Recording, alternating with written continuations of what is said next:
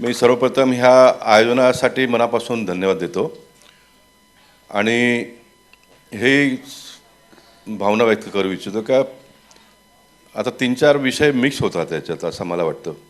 आपण रिव्हर मार्चपासून सुरुवात केलं, आपण ट्रॅफिकचाही प्रॉब्लेम हातात घेतलं, आपण स्लममधल्या मुलांचाही विचार करतो, एज्युकेशनचाही विचार करतो आणि पेट डॉग्सचाही विचार करतो. भरपूर समस्या आहेत आपल्या देशात आणि समाजामध्ये. परंतु मला वाटतं का आपण ठराविक एखादा 2 मुद्दे घेऊन जर आपण चिकाटीने त्याच्या मागे लागलो तर प्रश्न सुटतात. काही प्रश्न आज सुटतात, काही प्रश्नांसाठी काही वर्ष लागतात, परंतु प्रश्न सुटतात हे नक्की आहे. और मेरे बारे में जैसा कहा गया कि मैं I am a product of slum, मैं स्लम से ही आया हूँ और स्लम के बारे में स्लम की समस्याओं के लिए राजनीतिक दरवाजे पे गया और परमानेंट हो गया वहाँ पर, और गली से लेकर दिल्ली तक का सफ़र हो गया और पद और प्रतिष्ठा बहुत बड़ी मिली, लोगों का सम्मान भी मुझे बहुत मिला. लेकिन उसके बावजूद भी मुझे लगता है कि मेरे माथे पर एक कर्ज है. शायद भगवान ने, परमात्मा ने मुझे ये काम के लिए भेजा होगा. मुंबई शहर में आज भी 50% लोग स्लम में रहते हैं और मैं बहुत खुलकर अगर ये कहूँगा तो हमारे सिस्टम के लोगों को लगता है कि भाई स्लम के लोगों की बात करना यानी बहुमंजिली इमारत में सुखी संपन्न लोगों को दुखाना ऐसा होता है. ऐसा बिल्कुल नहीं है, क्योंकि मैंने अपने जीवन में बहुत सारे एग्जाम्पल्स मैं दे सकता हूँ. जो सुखी संपन्न घर के लोग हैं वो चाहते हैं कि स्लम के लोगों का जीवन मान का दर्जा बदली हो. तो उसका अगर शॉर्ट में मैं आप लोगों के दिमाग में लाऊँ बात, तो मैं एक बहुत कम समय में आप लोगों के दिमाग में 50% लोग स्लम में रहते हैं और 50% लोग नॉन स्लम में रहते हैं. अब ये 50% लोग जो स्लम में रहते हैं, ये 50% नॉन स्लम के लोगों की रिक्वायरमेंट कैसा पूरा करते हैं, ये मैं आपके दिमाग में उतारने का प्रयास करूँगा. बिल्डिंग में रहने वाला सवेरे अगर कोई व्यक्ति उठता है तो उसको सबसे पहले चाय की आवश्यकता पड़ती है. तो चाय बनाने के लिए जो दूध लगता है वो स्लम में रहने वाला पहुंचाता है, तब उसको चाय मिलता है. चाय पीकर वो तैयार हो जाता है तो उसको पेपर पढ़ने की आदत होती है, तो पेपर भी स्लम में रहने वाला व्यक्ति उसके घर पे पहुंचाता है, तब वो उसको पेपर पढ़ पाता है.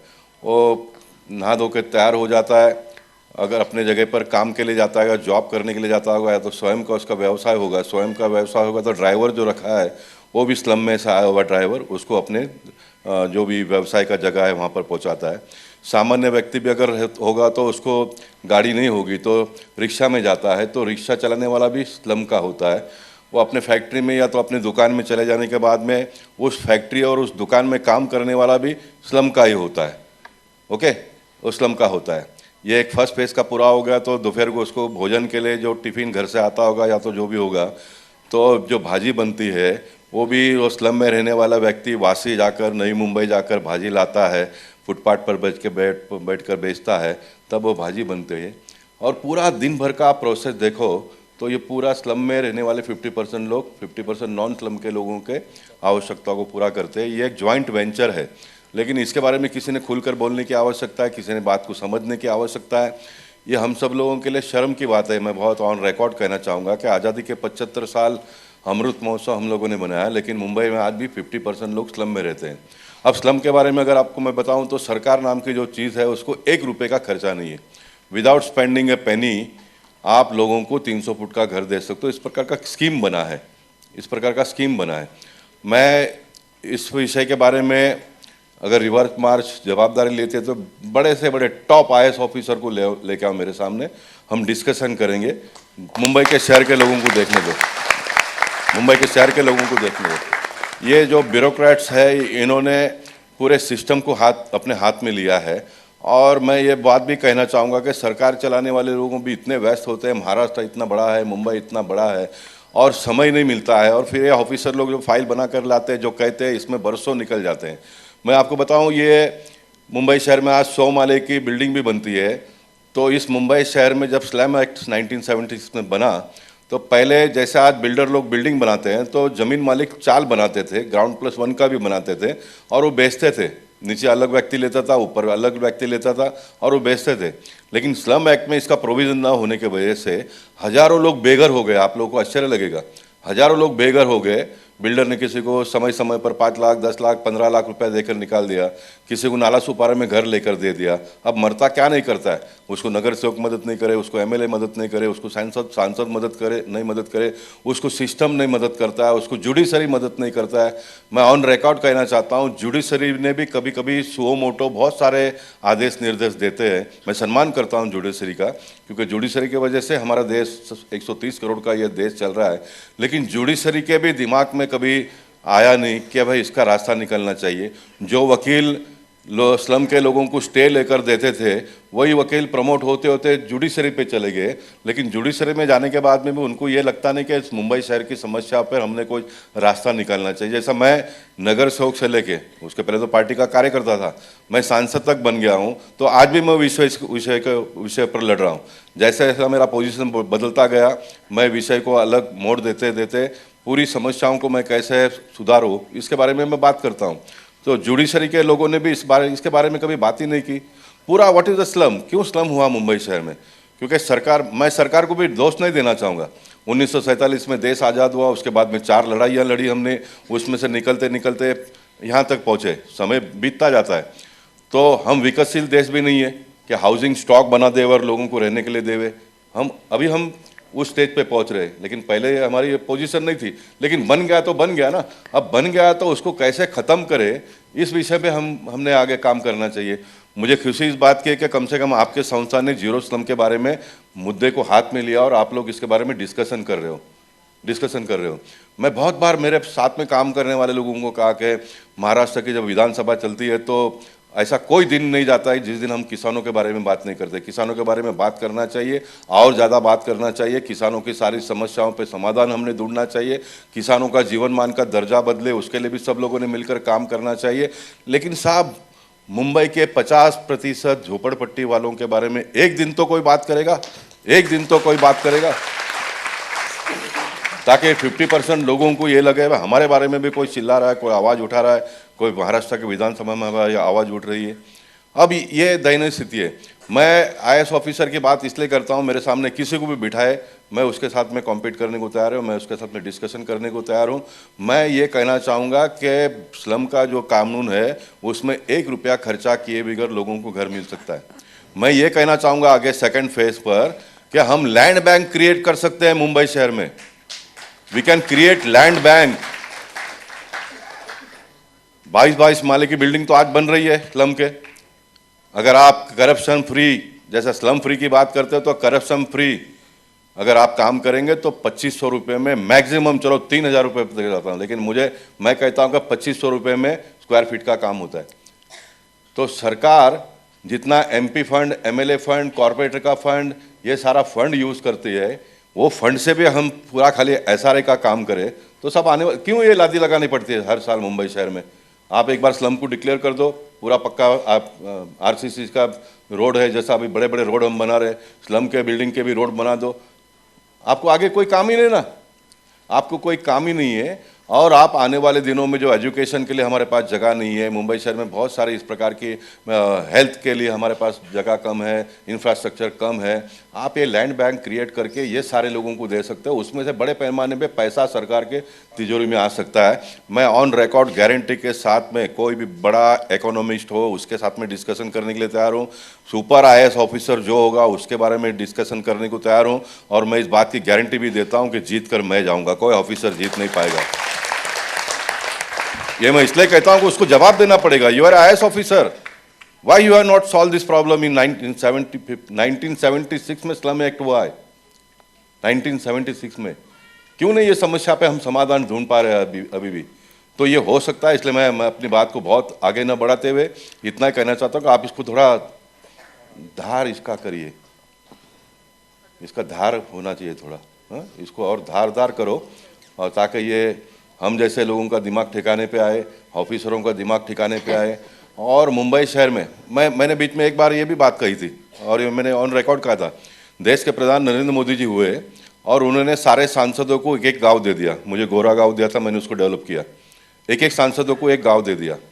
इस मुंबई शहर में मैं कहता हूं कि जो एक रीडेवलपमेंट का बिल्डिंग बनाता होगा उसको सरकार ने कहना चाहिए आप एक स्लम को भी डेवलप करो। एक यहाँ बिल्डिंग बनाओ, बड़े लोगों के लिए, एक गरीब लोगों का भी स्लम, छोटा पॉकेट बड़ा पॉकेट, हीरानंदानी होगा उसको 5 एकड़ का दे दो, उससे बड़े डेवलपर होंगे उसको 10 एकड़ का दे दो। एक प्लानिंग करके करेंगे तो देखते देखते मुंबई शहर स्लम फ्री हो जाएगा और मुंबई शहर के लोगों का जीवन मान में एक नया हमको दर्जा देखने के लिए मिलेगा। अब ये स्लम फ्री होने से क्या दूसरा फ़ायदा होगा, मैं आपको बताता हूँ। मेरा जो ड्राइवर आता है सवेरे, मैं जब नीचे आता तो वो मेरे सोसाइटी के टॉयलेट को यूज़ करने के लिए गया हुआ रहता है। इसका मतलब क्या होता है? इसका मतलब मैंने समझना चाहिए जहाँ पर वो रहता है उसको वहाँ पर वो सुविधा नहीं है, इसलिए वो यहाँ आकर ये सुविधा का उपयोग करता है। वैसे छोटे मोटे कंपनी में, दुकान में काम करने वाले लोग भी वहाँ जाते हैं, फिर वहाँ पर जो सुविधा होगी वो उसका उपयोग करते हैं। मैं ऐसा मानता हूँ कि मेरे ड्राइवर को अगर सही समय पे उसकी जो भी व्यवस्था है वो नहीं मिला तो वो एक दिन एक्सीडेंट कर सकता है, वो एक्सीडेंट कर सकता है, क्योंकि आदमी का एक कैपेसिटी होता है ना किसी भी चीज़ को कितना टॉलरेट करे। तो क्या एक ड्राइवर को अपने ही घर से पूरा उसका जो भी विधि कर कर वो अच्छे मूड में, अच्छे स्वास्थ्य को लेकर ड्राइविंग करने के लिए आए। दिव्यांग के पास जो भी काम करते रहेंगे 2-4 लोग, वो अगर एकदम चुस्त दुरुस्त, आपका साहब 25% सर्विस वो अच्छा दे सकते हो, आपको उसी पगार में दे सकते हो लोग, आपको 25% सर्विस मिलेगा। जो भी फैक्ट्री में काम करते हैं, जो भी जहाँ पर भी काम करते हैं, उनकी काम करने की एफिशिएंसी बढ़ सकती है अगर उनको ये सारी सुविधाएं मिलेंगी तो। I have spent my 55 years in slum. मैं 55 साल अपने जीवन के स्लम में रहकर गुजारा। मेरा एक कमिटमेंट था कि जिस बस्ती में से मैं खड़ा हुआ वहाँ के सारे लोगों को मैं बिल्डिंग में भेजूंगा, फिर मैं बिल्डिंग में रहने के लिए जाऊँगा। मैं 1980 से व्यवसाय करता हूँ। मैंने पढ़ाई स्कूल और कॉलेज में बहुत नहीं की, लेकिन मैं बचपन से टर्नर, फिटर, वेल्डर का कोर्स करके सीखकर साइनाथ इंजीनियरिंग नाम का एक मेरा छोटा सा व्यवसाय चलाकर मैं अपने पैरों पर खड़ा हो गया। लेकिन मेरा कमिटमेंट था कि मैं मेरे साथ में जिन्होंने मुझे नेता बनाया उनको सारे लोगों को बिल्डिंग में भेजूंगा, फिर मैं जाऊंगा। लेकिन मेरी बच्ची बड़ी हो गई तो मेरे घर के लोगों ने मेरे पर प्रेशर डाला कि तुम्हारा ये सब रहने दो चलो अभी। तो अभी 12 साल से मैं बिल्डिंग में रह रहा हूँ और मैं ये बात भी ऑन रिकॉर्ड कहना चाहता हूँ कि मैंने 55 साल जो झोपड़पट्टी में बिताया और ये 12 साल में जो मुझे कम खाने के बाद में भी सुकून मिलता है वो घर में रहने के बाद में, वो सुकून मैं चाहता हूँ कि 300 फुट के घर में तो लोगों को रहने दो, उनको दे दो, उनको रहने दो। उनका नाम क्या है? मेरा स्मिता। श्वेता। उन्होंने मेरे बारे में जो बातें कही तो मैं एक और एग्जाम्पल देकर मैं अपनी बात को समाप्त करूंगा, क्योंकि मुझे और जगह पे समय पर पहुंचना है।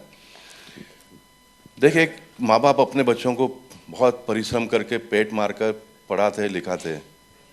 बच्ची बहुत अच्छी पढ़ी है, बच्ची खूबसूरत भी है दिखने में, लेकिन उसका विडम्बना ये है, मराठी में जिसको कहते हैं, कि वो झोपड़पट्टी में उसके माँ बाप रहते हैं, इसलिए उसको लड़का देखने के लिए भी झोपड़पट्टी में ही जाना पड़ता है। ये सबसे बड़ा उसके जीवन का मोड़ यहाँ पर आता है। पढ़ी है, लिखी है, अच्छा है, खूबसूरत है, सब है। मजाक में कहूँ तो मैं भी चुनाभट्टी के पांडुरंग निवास में से मेरी जो लड़की आई वो भी वहाँ से ही लाया, क्योंकि मैं झोपड़पट्टी में रहता था, मुझे कौन बिल्डिंग वाला लड़की देगा।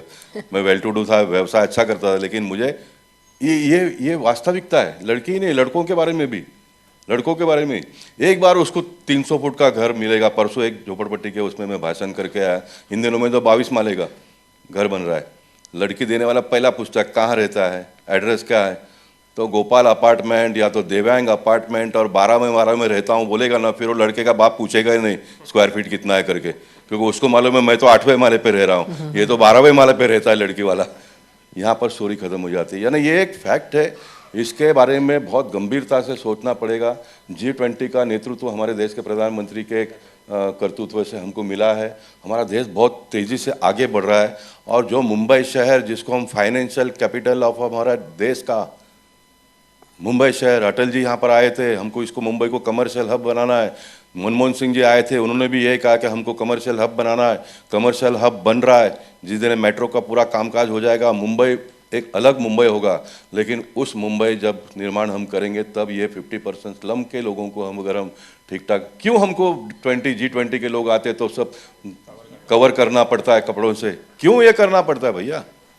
इसका जवाब आपने मुझसे पूछना चाहिए, लेकिन आप लोग सिर्फ भाषण ही सुनते हो, इसलिए मुझे कहना पड़ रहा है, मुझे कहना पड़ रहा है। मुंबई शहर के लोगों ने जागना चाहिए, निकलना चाहिए। ये रिवर मार्च के लोग, ये अपने मुंबई मार्च के लोग अगर कोई कार्यक्रम करते तो इतने बड़े पैमाने पे लोगों ने रास्ते पर उतर कर एक बार मार्च कर लो बांद्रा तक। जैसा मैं बोरीवली वीर सावरकर से Dadar Veer Savarkar 28 kilometre non stop में चला, 2 बार में चला, नॉन स्टॉप चला।